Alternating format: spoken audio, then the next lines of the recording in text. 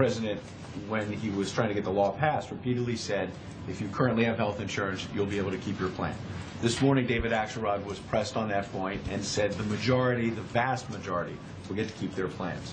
He no longer works at the White House. From that podium, will you admit that when the president said, if you have a plan, you'll get to keep it, that was not true?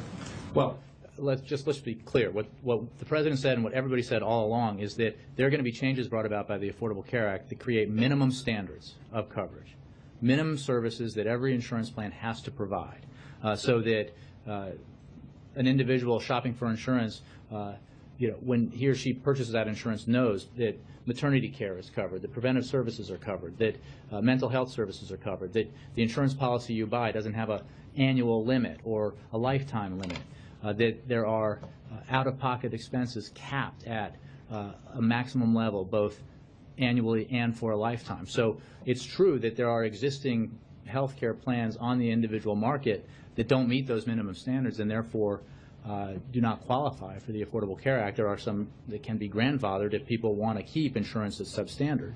But what is also true is that all Americans who have insurance on the existing individual market will now have numerous options available to them, and 6 out of 10 will pay less than $100 per month in premiums for better insurance. It's not even an apples and apples comparison. This is qualitatively better insurance coverage than what was available in many cases to Americans around the country in the insurance market, by the way, that was so lightly regulated that you often didn't know what you were getting. So you could sign an insurance policy, get that plan, pay a lot of upfront money, premiums, out-of-pocket expenses, and then find out that because of the fine print, it doesn't cover the actual condition that you have. That will no longer be the case. So I get what the effort here is, but the fact is that the president said one thing, and you're admitting that that's not going to be the case, that not everyone's going to keep their plan. They will admittedly wind up probably with better insurance in the long run, and so they may be healthier. That should be said.